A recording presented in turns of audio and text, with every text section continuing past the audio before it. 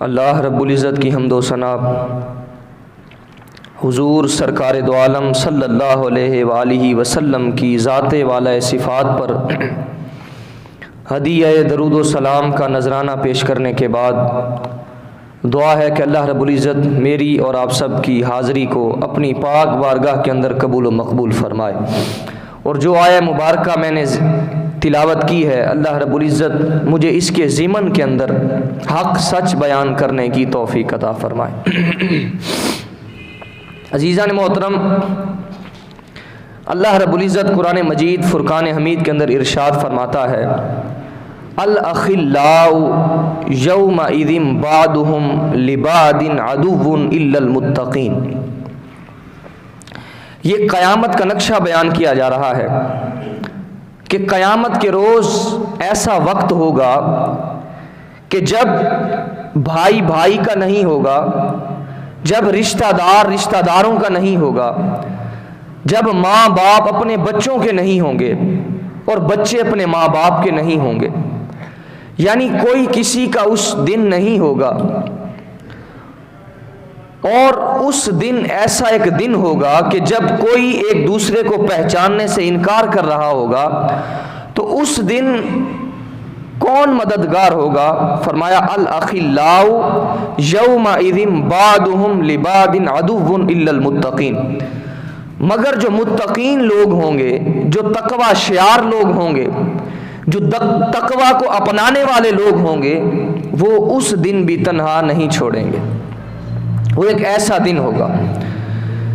تو اللہ رب العزت نے اس کائنات کو مختلف چیزوں سے سجایا، جس طرح آسمان کو سجایا، آسمان کے اوپر تارے ہوتے ہیں، تاروں کی وجہ سے آسمان سج جاتا ہے، اسی طرح یہ زمین پرہیزگاروں کے ذریعہ اللہ رب العزت نے سجا دی ہے، یعنی پرہیزگاروں کی وجہ سے اس زمین کے اندر ایک روحانیت ہے اور ایک نورانیت ہے۔ اب انسان کے جسم کے اندر دو ایسی چیزیں ہیں کہ ان کو رزق مہیا کرنا یہ انسان کے لیے ضروری ہوتا ہے۔ مثال کے طور پر ایک جسم ہے اور ایک روح ہے۔ جو جسم ہے وہ اللہ رب العزت نے مٹی کے ساتھ تخلیق فرمایا ہے، اور روح جو ہے اللہ رب العزت نے فرمایا یسألونک عن الروح قل الروح من امر ربی۔ اے محبوب، اگر تم سے سوال کرتے ہیں کہ یہ روح کیا ہے تو تم کہہ دو قل امر ربی، یہ تمہارے رب کی طرف سے ہے۔ یعنی جسم کو اللہ رب العزت نے مٹی سے تخلیق فرمایا، اور اللہ رب العزت نے روح کو اپنی نورانیت کے ساتھ انسان کے جسم کے اندر منتقل فرمایا۔ اب انسان اس دنیا کے اندر رہتا ہے، مختلف طریقوں سے زندگی بسر کرتا ہے۔ بعض انسان گناہوں کے اندر لت پت ہوا کرتے ہیں اور اپنے جسم کو پالتے ہیں، یعنی جسم کی غذا کے لیے اللہ رب العزت نے زمین کے اندر اس کے لیے طرح طرح کے رزق کو پیدا فرمایا، مختلف سبزیوں کو پیدا فرمایا، مختلف اشیاء کو پیدا فرمایا، پانی کو پیدا فرمایا، آکسیجن کو پیدا فرمایا۔ ہر ایک چیز کو اللہ رب العزت نے جس چیز کی انسانی بدن کو، انسانی جسم کو ضرورت تھی، اللہ رب العزت نے وہ زمین کے اندر پیدا فرمائی۔ اب 1965 کے اندر جب یہ کہا گیا کہ خاندانی منصوبہ بندی کریں، نہیں تو ایسا ہو جائے گا کہ رزق کم پڑ جائے گا، مگر دیکھتے دیکھتے 1970 بھی آیا، اور 1970 کے اندر بھی یہی کہا گیا کہ خاندانی منصوبہ بندی کی جائے، نہیں تو رزق کم پڑ جائے گا، مگر 1970 بھی آیا، ایسا کچھ نہ ہوا۔ پھر چلتے چلتے 1980 آیا، پھر بھی یہی کہا گیا کہ خاندانی منصوبہ بندی کی جائے، نہیں تو ایسا دور آ جائے گا، ایسا وقت آ جائے گا کہ انسان انسانوں کو کھانے لگ جائے گا، رزق اس قدر کم پڑ جائے گا۔ جب یہ باتیں ہوئیں تو اللہ رب العزت نے اپنے بندوں کو اتنا وافر رزق عطا فرمایا کہ ساری کائنات سے بھی بڑھ کر رزق عطا فرمایا. یعنی اس دنیا کے اندر جب حضرت آدم علیہ السلام کو جنت سے اتارا گیا تو اس وقت وہ زمین پر آئے تو ان کے لیے جو رزق مہیا کیا گیا وہ اتنا زیادہ نہ تھا. یعنی وہ رزق ان کے لیے تھا، ان کی ضرورت پوری کرنے کے لیے تھا، مگر جس طرح اللہ رب العزت نے مخلوقات کو بڑھایا اور انسانوں کی تخلیقات کے اندر اللہ رب العزت نے ان کی بڑھوتری عطا فرمائی، کثرت عطا فرمائی. جب انسان بڑھتے گئے، اربوں خربوں کی تعداد کے اندر بڑھتے گئے، تو اللہ رب العزت نے اسی حساب سے رزق بھی عطا فرمانا شروع کر دیا. تو ہر ایک چیز انسان کے بدن کو جس چیز کی ضرورت ہوتی ہے اللہ رب العزت اس کے مطابق عطا فرمایا کرتا ہے. اب دیکھیے پانی کی انسان کو بڑی اشد ضرورت ہوتی ہے، تو اللہ رب العزت نے اس روئے زمین پر 1/3 یعنی کہ 3 حصے پانی کا ذخیرہ عطا فرمایا. یعنی انسانوں کو اس کی اشد ضرورت تھی. اسی طرح جس چیز کی بھی انسانوں کو ضرورت ہوتی ہے، اب لال مرچ دیکھ لیں، اب پاکستان کے اندر یا بنگلہ دیش کے اندر یا اس کے علاوہ ایک آدھ کوئی ملک اور ہوتا ہے جس کے اندر یہ استعمال کی جاتی ہے، تو اسی لحاظ سے اللہ رب العزت نے انسانوں کو اس کی مقدار بھی کم عطا فرمائی، کیونکہ استعمال کرنے والے کم ہیں. مگر پانی جو ہے وہ استعمال کرنے والے تمام لوگ ہیں. اس وجہ سے اللہ رب العزت نے پوری روئے زمین کے 3 حصے پانی عطا فرمایا. تو اسی طرح جس چیز کی انسان کو ضرورت ہوتی ہے اللہ رب العزت اس کی ضروریات کو پورا کیا کرتا ہے. اب میں بات یہ کر رہا تھا کہ انسان کے بدن کو مختلف چیزوں کی ضرورت ہوتی ہے اور انسان ان کو حاصل کرنے کے لیے، ان کو استعمال میں لانے کے لیے طرح طرح کے حربے استعمال کرتا ہے، وہ بھلے جائز ہوں یا ناجائز ہوں، مگر ان کو اشیاء کو حاصل کرتا ہے تاکہ میں اپنے بدن کو خوراک مہیا کر سکوں، اپنے بدن کی بڑھوتری کر سکوں. سب چیزیں جس چیز کی انسان کو ضرورت ہوتی ہے، اب مثال کے طور پر جسم کو ضرورت ہے پانی کی، وہ اللہ رب العزت نے زمین کے اندر مہیا فرمایا. اب جسم کو ضرورت ہے کھانے پینے کی، وہ تمام چیزیں اللہ رب العزت نے زمین سے اگا دی. یعنی زمین کا بندہ، زمین کا تخلیق کیا ہوا جسم، اس کی ضروریات کو بھی زمین کے ساتھ منسلک کیا. مگر ایک انسانی جسم کے اندر روح ہے، ایک روح ہے، اور اس کی خوراک جو ہے وہ اللہ رب العزت کی بارگاہ سے آیا کرتی. وہ انسانی روح کی جو خوراک ہے وہ نیک اعمال سے آیا کرتی ہے، اچھے اعمال سے آیا کرتی ہے، اور برے اعمال کو ترک کرنے سے روح کی قوت حاصل ہوا کرتی. دیکھیے نا، 2 چیزیں ہیں، ایک جسم ہے اور ایک روح ہے. جسم کی تو خوراک حاصل کر لی، اب روح کی خوراک کیا ہے؟ وہ نیک اعمال ہے، اعمال صالحہ. یہ انسان کی زندگی کی، انسان کی روح کی جو ہے وہ خوراک بنا کرتے. تو اسی طرح اللہ رب العزت نے نیک اعمال کرنے والوں کو بہت سارے صلے عطا فرمائے، ان کو بڑے بڑے مقام عطا فرمائے، بڑی بڑی بلندیاں اور رفتیں عطا فرمائیں. کیونکہ انسان جب روح کا تعلق رب سے بیدار کر لیتا ہے، رب کے ساتھ جب اس رشتے کو منسلک کر لیتا ہے، جوڑ لیا کرتا ہے، تو اس وقت اللہ رب العزت اپنے بندے کو ولایت کا درجہ عطا فرما دیا کرتا ہے. اب دیکھیے ولایت کیا ہے. اب پورے مجمع کے اندر تمام لوگ بیٹھے ہیں، میں اگر کسی کو کہوں کہ کیا تم اللہ کے دشمن ہو، تو یقیناً تمام لوگوں کا یہی کہنا ہوگا کہ ہم اللہ کے دشمن نہیں ہیں، بلکہ اللہ رب العزت کے ہم دوست ہیں.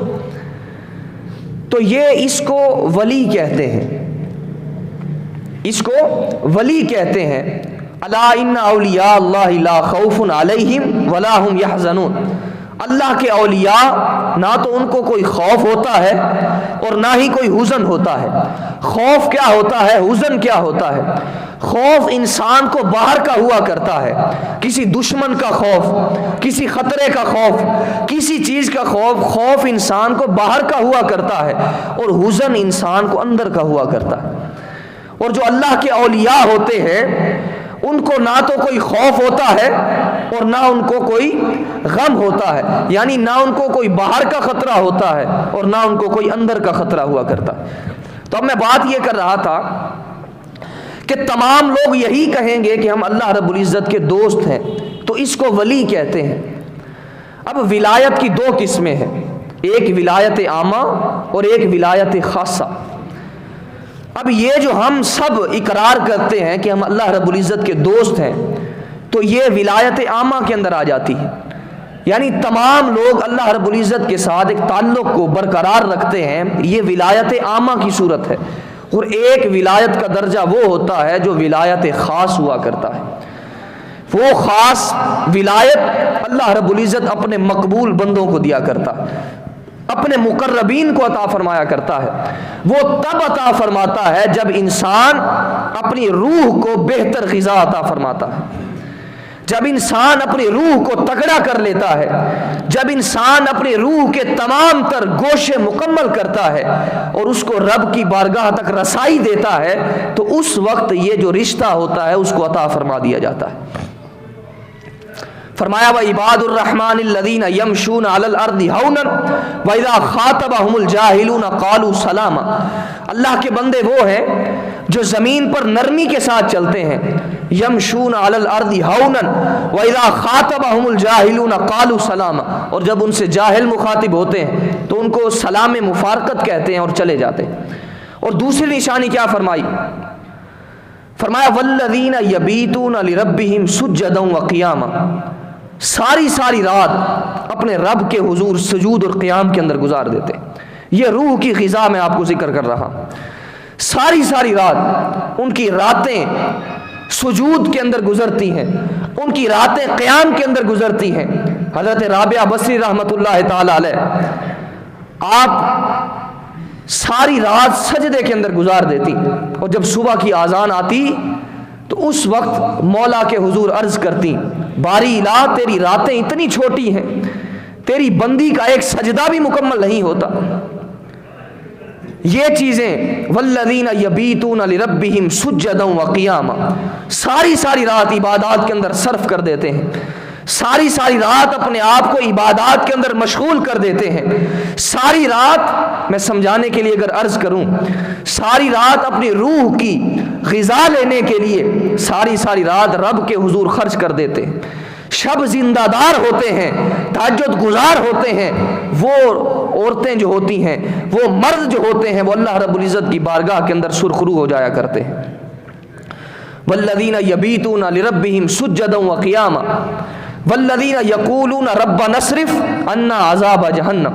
پھر ساری رات عبادات کرنے کے ساتھ، ساری رات سجود اور قیام کے اندر گزارنے کے ساتھ پھر وہ مانگتے کیا ہیں؟ وہ عرض کرتے مولا ربنا اصرف عنا عذاب جہنم، اے ہمارے رب ہم سے عذاب جہنم کو پھیر دے، ہم سے عذاب جہنم کو پھیر دے۔ یعنی پھر وہ اپنی توبہ کا جو تصور ہوتا ہے اور جو تقوی کا تصور ہوتا ہے وہ اس کو نہیں چھوڑا کرتے، وہ اس کے ساتھ جڑے رہتے ہیں، چمٹے رہتے ہیں اور اپنی روحانی غذا کو جو ہے وہ بہتر طور پر حاصل کیا کرتے۔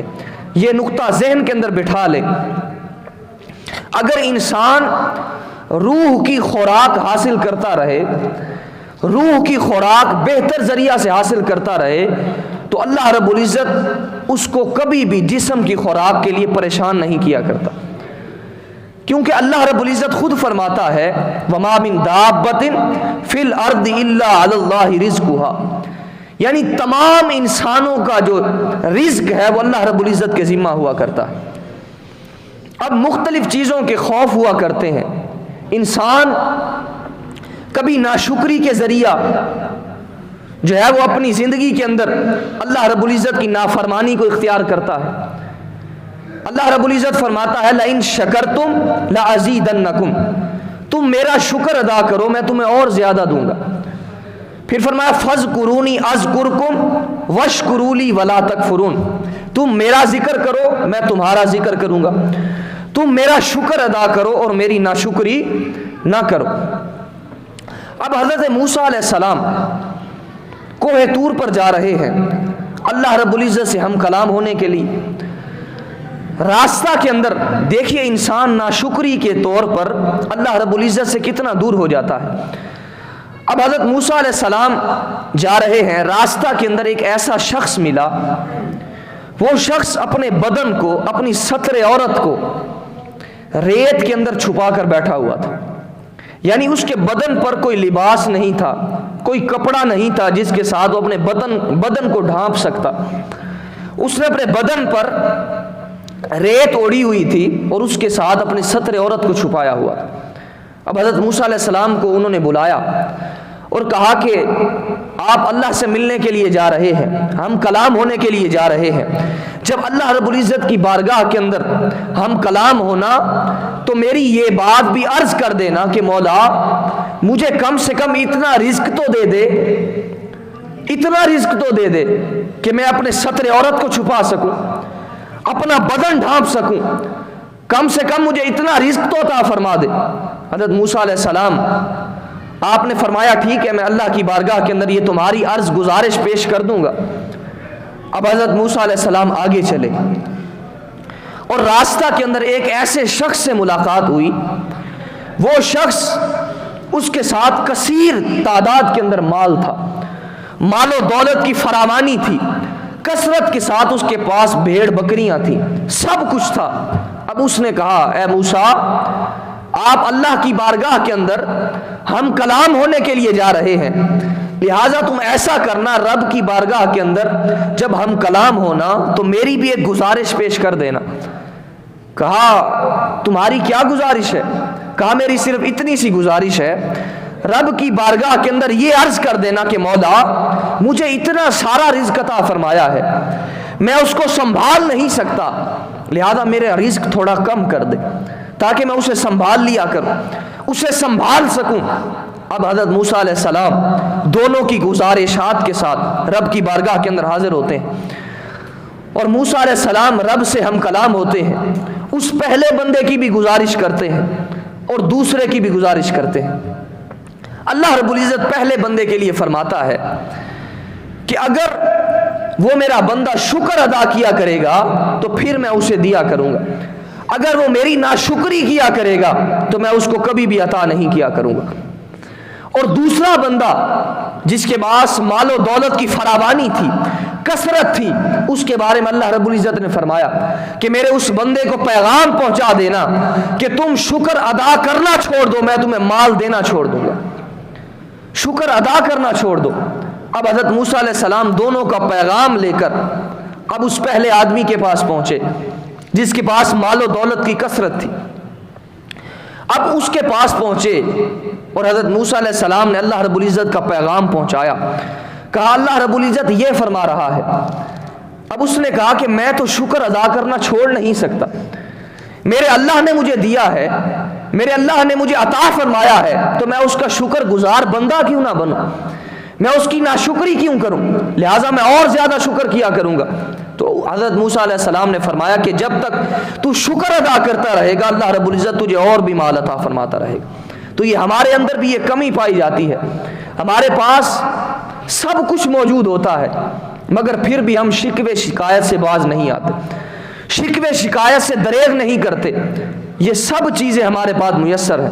دیکھیے اللہ رب العزت نے انسانوں کو سب کچھ عطا فرمایا ہے، اب کوئی کہے کہ میرے پاس مال و دولت کم ہے تو یہ بات اس کی ناشکری پر دلالت کرتی ہے، کیونکہ اللہ رب العزت نے ہر بندے کو جو اس کی ضروریات کے مطابق تھا اللہ رب العزت نے اس کو عطا فرمایا ہے۔ اب چھوٹی سی مثال دیتا ہوں کہ آکسیجن کو لیجئے، اگر آکسیجن اللہ رب العزت تمام انسانوں کو برابر مہیا نہ فرماتا تو گھر کے اندر روزانہ جس طرح فلٹر کا پانی لینے کے لیے جاتے ہیں، اسی طرح آپ نے ایک ڈبہ پھڑا ہوتا اور ڈبہ پکڑ کر آپ جاتے بازار کے اندر اور جا کر آکسیجن لے کر آنا پڑتی، اور یہ کتنا انسانوں کے لیے مشکل ہوتا۔ یا جس طرح پیٹرول لیتے ہیں، یہ جس طرح اسی طرح اگر آکسیجن بھی لینی پڑتی تو انسانوں کے لیے کتنا مشکل ہو جاتا۔ اگر کوئی گھر کے اندر بیمار ہے، اب وہ شکوہ کرتا آج میرا تو بھول گئے ہیں، میرے لیے آکسیجن لے کر نہیں آئے، اب وہ کھانستا رہتا۔ इसी तरह अल्लाह रब्बुल इज़्ज़त ने जो इंसानों की ज़रूरियात के लिए जो जो भी चीज़ें थी, अल्लाह रब्बुल इज़्ज़त ने तमाम इंसानों को बराबर मुकर्रर फरमा दी। आप रज़ाई के अंदर थोड़ी देर के लिए अपना मुंह छुपा कर सोएं तो आपसे सोया नहीं जाएगा, क्योंकि ऑक्सीजन इंसान के लिए इतनी ज़रूरी है, इतनी ज़रूरी है। तो ये चीज़ अल्लाह रब्बुल इज़्ज़त ने इस कदर जो नेमत है तमाम इंसानों को बराबर अता फरमाई। पानी अल्लाह रब्बुल इज़्ज़त ने सबको बराबर अता फरमाया, और भी चीज़ें अल्लाह रब्बुल इज़्ज़त की बेशुमार नेमतें हैं। इंसान का जिस्म, अब इंसान की आंखें कितनी बड़ी नेमत है, कान कितनी बड़ी नेमत है, पूरी आज़ाए बदनिया इंसान की ये कितनी बड़ी नेमतें हैं जो अल्लाह रब्बुल इज़्ज़त ने तमाम इंसानों को बाहम अता फरमाई हैं। फिर भी इंसान नाशुक्री करता फिरे और कहे कि मुझे अल्लाह रब्बुल इज़्ज़त ने दिया कुछ नहीं है। आजकल ये मसाइल हैं, ये परेशानियां हैं। भाई परेशानियां ये भी ज़िंदगी का हिस्सा है, ये भी ज़िंदगी के अंदर आती हैं, मगर उसको नाशुक्री के ज़रिए अपना लेना और बारहा नाशुक्री करते रहना, ये अल्लाह रब्बुल इज़्ज़त की नाराज़गी का सबब बना करता है। फिर अल्लाह रब्बुल इज़्ज़त उसको अता फरमाना ही छोड़ दिया करता है। तो इसी तरह ये हमारे मुआशरे के अंदर ये जो रविश है इसको हमें दूर करना होगा। और ये जो हम पर अज़ाब मुसल्लत है बेरोज़गारी का, तरह तरह की चीज़ों का, ये हमारी नाशुक्री की वजह से है। हम अल्लाह रब्बुल इज़्ज़त की बारगाह से अपना रिश्ता शुक्र और रिश्ता मोहब्बत जो हमारा उस रब के साथ हुआ करता था, हमने उसको कमज़ोर कर लिया है, उस ताल्लुक़ को कमज़ोर कर लिया है। तो हज़रत मूसा अलैहिस्सलाम ने उस शख्स को फरमाया, अगर तू रब की शुक्र गुजारी करता रहेगा, रब का शुक्र अदा करता रहेगा, तो अल्लाह रब्बुल इज़्ज़त तुझे अता फरमाता रहेगा। अगर तू नाशुक्री करेगा फिर तेरा रिस्क जो है वो कम हो जाएगा। अब हज़रत मूसा अलैहिस्सलाम उस दूसरे शख्स के पास आए जो अपने बदन को रेत के अंदर ढांप कर बैठा हुआ था। अब उसके पास आए, अब उसके बदन पर जो रेत थी वो भी नहीं थी, अब उसका बदन जो था वो बरहना पड़ा हुआ था। अब हज़रत मूसा अलैहिस्सलाम ने पूछा कि तेरे बदन पर रेत थी वो कहाँ गई? अब उन्होंने कहा कि मेरे बदन पर जो रेत थी एक हवा का झोंका आया और वो रेत भी उड़ा कर ले गया, वो रेत भी उड़ा कर ले गया। हज़रत मूसा अलैहिस्सलाम ने रब का पैगाम पहुंचाया, कहा ऐ बंदे, अगर तू रब की नाशुक्री करता रहेगा तो अल्लाह रब्बुल इज़्ज़त तुझे कभी भी अता नहीं फरमाएगा। अगर तू रब की शुक्र गुजारी करेगा, रब का शुक्र गुजार बंदा बन जाएगा, तो अल्लाह रब्बुल इज़्ज़त मालो दौलत की फरावानी अता फरमा देगा। यानी उसने नाशुक्री की और जिस रेत के अंदर अपने बदन को छुपा कर बैठा हुआ था, अब हवा का झोंका आया वो रेत भी उड़ गई, ये नाशुक्री के सबब। तो इसी तरह जिंदगी के अंदर अगर परेशानियां आती हैं, मसाइब व आलाम से इंसान को सामना करना पड़ता है, फिर भी इंसान यही कहे रदीतु बिल्लाहि रब्बा व बिल इस्लामी दीना व बि मुहम्मदिन नबिय्या सल्लल्लाहु। हर वक्त अपनी जुबान पर शुक्र गुजारी जो है वो अल्लाह रब्बुल इज़्ज़त की बारगाह के अंदर अदा किया करे, फिर अल्लाह रब्बुल इज़्ज़त उस पर रिज़्क़ के दरवाजे खोल दिया करता है। तो हम बात करने का मकसद ये है कि हम सारी ज़िंदगी अपने जिस्म को पालने के लिए, अपने जिस्म की खैरात के लिए, जिस्म को तरोताज़ा रखने के लिए हम हराम के ज़रिया भी माल खाते हैं, हलाल के ज़रिया भी खाते हैं, तो क्यों ना हम रूहानी जो रूह की ग़िज़ा है हम उसको भी हासिल किया करें। जो रूह की ग़िज़ा है वो आमाल सालेहा है। और बदन आज़ाए बदनिया को अगर कोई चीज़ मुयस्सर होनी चाहिए तो वो शुक्र के ज़रिया जो भी अल्लाह रब्बुल इज़्ज़त अता फरमाए और उसको जायज़ ज़रिया से, हलाल ज़रिया से हासिल करना चाहिए। और हराम बदन जिसके अंदर हराम माल आ जाता है वो क़यामत के दिन आका करीम अलैहिस्सलाम ने इरशाद फरमाया कि उस बदन का जहन्नम के अंदर जलना ही बेहतर है, उस बदन का आग के अंदर जलना ही बेहतर है जो हराम के जरिया परवरिश पाता है। तो हराम की रविश को छोड़कर हलाल की रविश के अंदर, हलाल की रविश अपनाकर इंसान को अपने बदन की नशो नुमा करनी चाहिए और हर हाल के अंदर रब्बे काबा का शुक्र अदा करना चाहिए कि मौला तूने मुझे अता फरमाया है, तेरा मैं हर तरह से शुक्र अदा करता। اور دوسرا جو انسان کو رزق میسر، وہ انسان خود محنت کرتا ہے، اس کے اندر انسان اپنی روح کی خیرات، اپنی روح کی تقویت کے لیے، اس کی غذا کے لیے جو چیزیں حاصل کرتا ہے وہ انسان کے اعمال صالحہ ہے۔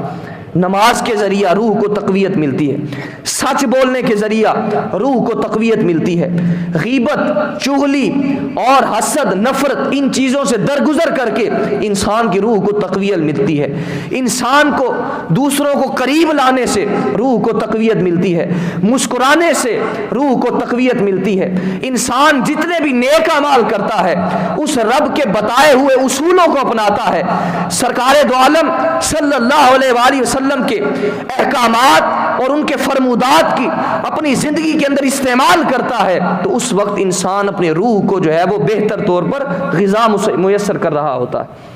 تو یہ چیزیں انسان کی زندگی کے اندر روح کو خیرات بڑھتی ہے۔ تو اسی طرح جو روح ہے وہ جب تقویت حاصل کر لیتی ہے، جب ان تمام چیزوں سے مل کر جب نمازیں اس قدر ہوں کہ ساری ساری رات عبادات کے اندر، سجود کے اندر، قیام کے اندر گزار دیتا ہے، تو پھر اس وقت اللہ رب العزت اس بندے کو ولایت خاص عطا فرما دیتا ہے، اس قدر درجہ عطا فرما دیتا ہے کہ وہ ولی اللہ رب العزت کی بارگاہ کے اندر قرب پا لیتا ہے، اس کی بارگاہ کے اندر اس قدر مقام اور رفعت عطا فرما دی جاتی ہے کہ وہ اللہ رب العزت کا برگزیدہ بندہ بن جایا کرتا ہے، پھر وہ جو کچھ کہتا ہے اللہ رب العزت ویسے ہی کر دیا کرتا ہے۔ خدا بندے سے خود پوچھے بتا تیری رضا کیا ہے، خودی کو کر بلند اتنا کہ ہر تقدیر سے پہلے خدا بندے سے خود پوچھے بتا تیری رضا کیا ہے۔ یعنی اس قدر جب روح کو تقویت مل جاتی ہے تو اس وقت بندہ جو ہے وہ رب کے قریب ہو جایا کرتا ہے اور اس کو ولایت خاص عطا فرما دی جاتی ہے۔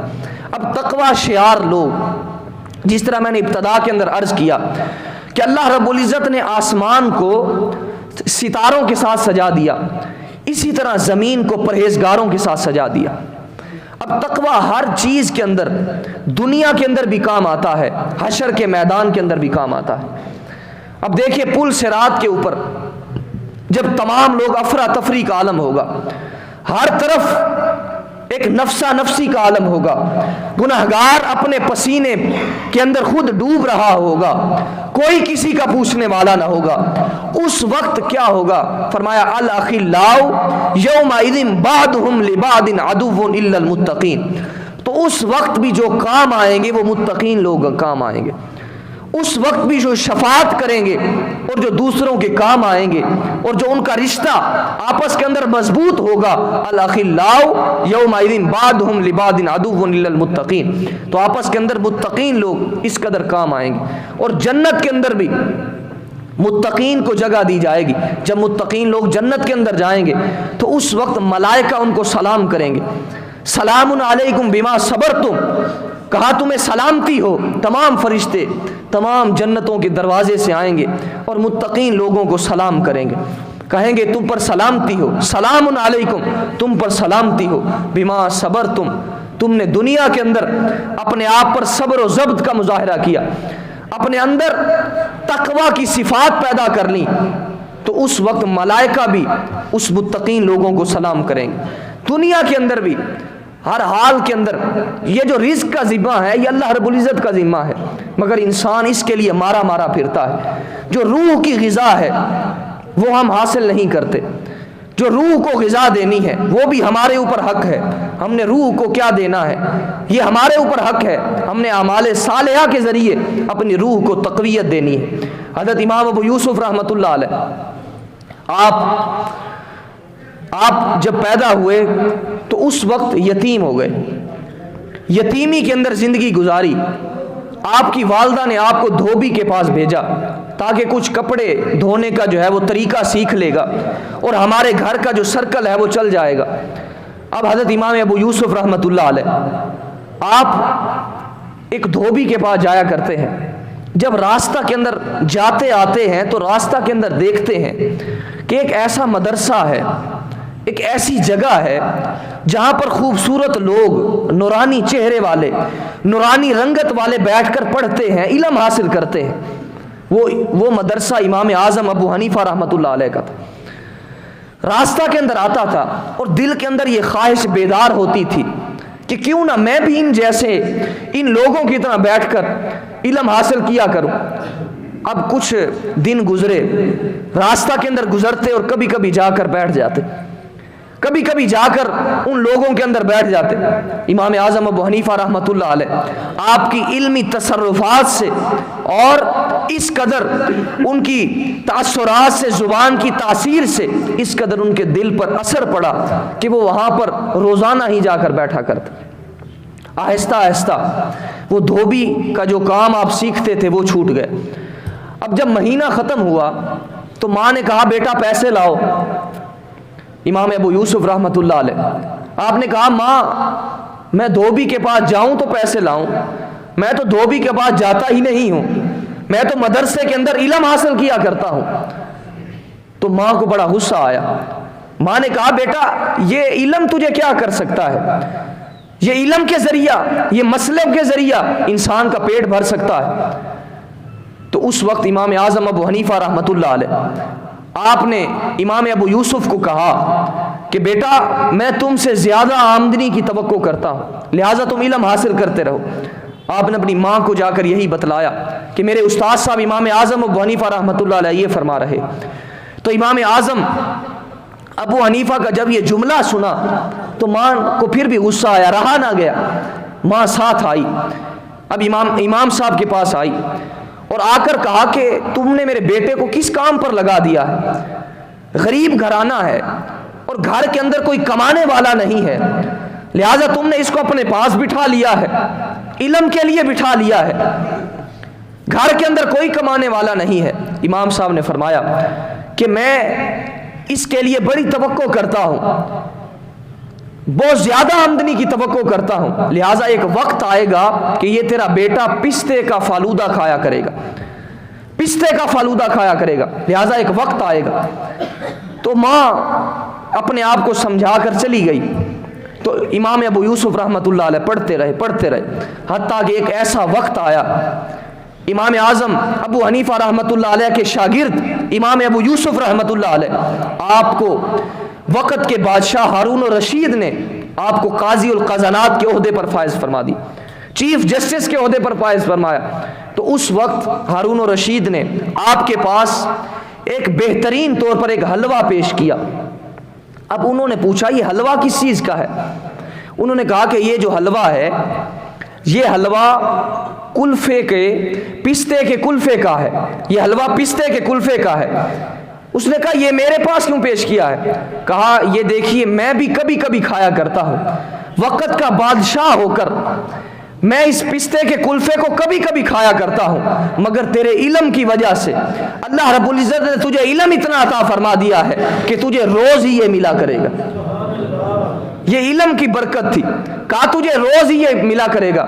اس وقت آپ کو اپنی ماں کی بات یاد آئی کہ میری ماں نے جب امام صاحب کے پاس آئے، میری ماں جب امام صاحب کے پاس آئی تھی تو اس وقت امام صاحب نے جو جملہ فرمایا تھا، کہا اس کو پڑھنے دے، علم کو حاصل کرنے دے، ایک وقت آئے گا یہ بڑے بڑے بادشاہوں کے ساتھ بیٹھ کر اور پستے کے کلفے کھایا کرے گا۔ یہ وہ مقام امام ابو یوسف رحمۃ اللہ علیہ کو اپنی زندگی کے اندر ملا۔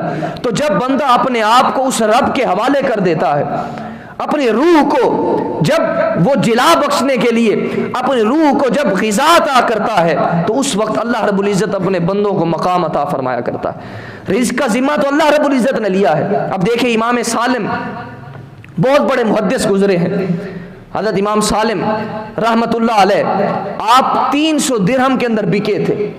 دیکھیے غلامی کے دور کے اندر 300 درہم کے اندر حضرت سالم رحمت اللہ علیہ بکے تھے، اور بک کر آپ نے علم حاصل کیا، اتنا علم حاصل کیا کہ آپ وقت کے محدث بن گئے، اور بڑے بڑے بادشاہ آپ کی بارگاہ کے اندر جب حاضری دیتے تھے تو ہاتھ باندھ کر کھڑے ہوتے تھے اور آپ سے وقت جو ہے وہ مانگا کرتے تھے، پھر آپ سے ملاقات کیا کرتے تھے۔ ایک وقت آیا کہ ایک بادشاہ آیا اور اس نے کہا کہ میں آپ سے ملنا چاہتا ہوں۔ تو حضرت سالم رحمت اللہ علیہ آپ نے کہا کہ میں تجھ سے نہیں مل سکتا، کیونکہ اس وقت میں علم کی مشغولیت کے اندر ہوں، علم کے اندر میں مصروف ہوں، اس وجہ سے میں تمہیں نہیں مل سکتا۔ بات کرنے کا مقصد یہ ہے کہ بڑے بڑے بادشاہوں کو بھی ٹھکرا دیا کرتے تھے، اپنی نوک پر رکھا کرتے تھے، جب تک بکے نہ تھے کوئی پوچھتا نہ تھا، تم نے خرید کر ہمیں انمول کر دیا۔ جب اس رب کی بارگاہ کے اندر انہوں نے اپنے آپ کو بیچ ڈالا تو اس وقت وہ انمول بن گئے، اس وقت وہ انمول بن گئے۔ بڑے بڑے بادشاہ ان کے سامنے ہاتھ باندھ کر کھڑے ہوا کرتے، یہ علم کی وجہ سے اور اس رب کے حضور اپنے آپ کو پیش کرنے کی وجہ سے۔ اور رزق کا ذمہ یہ اللہ رب العزت کے ذمہ کرم پر ہے، ہم اس کے لیے پریشان اور مارے پھرتے ہیں۔ جسم کی غذا ہم حاصل کرنا چاہتے ہیں، اور روح کی غذا کس نے حاصل کرنی؟ اور روح کی غذا یہی نیک اعمال صالحہ جب انسان حاصل کرتا ہے تو اس وقت اللہ رب العزت اس بندے کو بہت سارے مقام عطا فرمایا کرتا ہے۔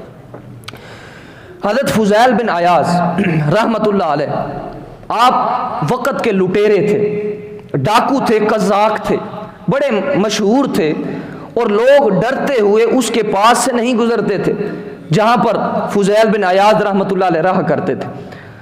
اور ایسا وقت آیا کہ حضرت فضیل بن عیاض رحمت اللہ علیہ آپ وہاں سے گزرے اور ایک لڑکی کے عشق کے اندر آپ گرفتار ہو گئے۔ جب لڑکی کے عشق کے اندر گرفتار ہوئے تو ساری رات آپ اس کے دروازے پر جا کر اس کو دیکھتے رہے، وہ بھی چھت پر آ گئی، اور حضرت فضیل بن عیاض رحمت اللہ علیہ ساری رات اس کو دیکھتے رہے۔ جب صبح کی اذان آئی، فجر کی اذان آئی تو آپ نے سمجھا شاید مغرب کی اذان ہے، آپ اور بھی وہاں پر اس کو دیکھتے رہے، دیدار یار کرتے رہے، ساری رات گزر گئی۔ جب سورج نکلا تو انہوں نے کہا اوہو یہ تو ساری رات گزر گئی۔ اپنے دل کے اندر جب دل صاف ہوتا ہے تو اس وقت اللہ رب العزت بڑا مقام عطا فرماتا ہے۔ اب دل کے اندر سے آواز آئی، نفس نے جھنجھوڑا، کہا فضیل ساری رات گزر گئی، تم ایک محبوبہ کے عشق کے اندر گرفتار رہے، ساری رات تم نے اس کے عشق کے اندر گزار دی، ساری رات اس کو دیکھنے کے اندر گزار دی۔ اگر نماز کے اندر تھوڑی سی تاخیر ہو جاتی ہے، امام صاحب تھوڑی سی تاخیر کر دیتے ہیں تو اس وقت وہ اپنے دل سے ان کے اندر کہنے لگ جاتا ہے کہ اتنی دیر لگا دی، سورت لمبی پڑھ دی، مگر تو ساری رات ایک محبوبہ کے عشق کے اندر کھڑا رہا۔ اس وقت دل سے آواز آئی تو حضرت فضیل بن عیاض رحمت اللہ علیہ آپ نے اس وقت اس مشغلے کو ترک کیا اور توبہ تائب ہوئے، توبہ طائب ہو کر ایسی زندگی اختیار کی، تقوی کی زندگی اختیار کی، اور حضرت فضیل بن عیاض رحمت اللہ علیہ کو اللہ رب العزت نے بڑا ہی مقام عطا فرما دیا۔ اس وقت یہ ان کے دل کے اندر یہ بیداری آئی۔ حضرت عبداللہ بن مبارک رحمت اللہ علیہ آپ بھی اسی طرح ایک لڑکی کے عشق کے اندر گرفتار ہوئے، اور جب اس کو ملنے کے لیے جا رہے تھے راستہ کے اندر ایک بچے کی آواز آئی، وہ قرآن پاک کی تلاوت کر رہا تھا، الم یعنی للذین آمنوا ان تخشع قلوبہم لذکر اللہ، اے ایمان والو کیا وہ وقت نہیں آیا کہ تمہارے دل اللہ کی یاد کے اندر رکت کے ساتھ جھک جائیں، اللہ کی یاد کے اندر تڑپ جائیں، اس کی یاد کے اندر اپنے آپ کو بھلا دیں۔ جب یہ آواز سنی اس وقت آپ کے رونگٹے کھڑے ہو گئے۔ حضرت عبداللہ بن مبارک رحمت اللہ علیہ آپ نے اپنی زندگی کو بدلا اور توبہ کی اور تقوی کو اختیار کیا، اللہ رب العزت نے ان کو بھی بڑا مقام عطا فرمایا۔ تو باتیں یہ چیزیں اولیاء اللہ کی زندگی سے، سلف صالحین کی زندگی سے ہمیں یہ سبق ملتا ہے، یہ درس ملتا ہے کہ جب بندہ اپنی روح کی غذا کو پا لیتا ہے، اپنی روح کے لیے غذا میسر کرتا ہے تو اللہ رب العزت ان کو مقام عطا فرمایا کرتا ہے، ولایت خاص کے درجے پر اللہ رب العزت ان کو مقرر فرما دیتا ہے۔ یہ سب چیزیں تب ملتی ہیں جب بندہ اللہ رب العزت کا ہو جاتا ہے، جب اپنا سب کچھ تن من دھن سب کچھ اللہ رب العزت کے حوالے کر دیا کرتا ہے، اس کے حوالے کر دیتا ہے، پھر اللہ رب العزت اپنے بندے کو مقام عطا فرماتا ہے، رفعتیں اور بلندیاں عطا فرماتا ہے، پھر اس کو ولایت خاص، ولایت عامہ اور ولایت خاصہ، ولایت عامہ سب کو میسر ہوتی ہے، مگر جو ولایت خاصہ ہوتی ہے وہ اللہ رب العزت اپنے ان مقربین کو، ان محبوبین کو، ان منسلکین اور معتقدین کو عطا فرماتا ہے جو اس کے ساتھ جڑ جاتے ہیں، اس کے احکامات کو بجا لاتے ہیں اور رسول اللہ صلی اللہ علیہ وآلہ وسلم کے فرمودات پر اور اپنی زندگی کو گزارتے ہیں اور ان کی سیرت کو اپنا اسوہ بنا لیتے ہیں، اور ان کی کامل جو نمونہ ہے، کیونکہ ہمارے لیے نمونہ جو مقرر کیا گیا وہ سرکار دو عالم صلی اللہ علیہ وآلہ وسلم کی ذات مبارکہ ہے، لقد کان لکم فی رسول اللہ اسوۃ حسنہ، فرمایا تمہارے لیے بہترین جو کامل نمونہ ہے وہ سرکار دو عالم صلی اللہ علیہ وآلہ وسلم کی ذات مبارکہ۔ جب بندہ اپنے آپ کو حضور کے اسوہ کے تابع کر دیتا ہے، جب اللہ رب العزت کے احکامات کے تابع کر دیتا ہے، تو اس وقت اللہ رب العزت اپنے بندے کو بہت سارا مقام عطا فرما دیتا ہے، اپنے بندے کو اپنا قرب عطا فرما دیتا ہے، اپنی ذات کی رفتیں عطا فرما دیتا ہے۔ اس وقت بندہ پھرتا تو زمین پر ہوتا ہے مگر وہ عرش اولا پر بھی معاملات دیکھ لیا کرتا ہے۔ خودی کو کر بلند اتنا کہ ہر تقدیر سے پہلے خدا بندے سے خود پوچھے بتا تیری رضا کیا ہے۔ وآخر دعوانا ان الحمد للہ رب العالمین۔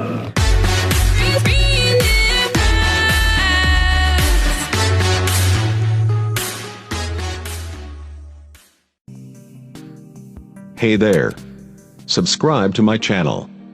And also press this bell icon, so you never miss any new updates, cause whenever we upload new video you will get a notification on your phone.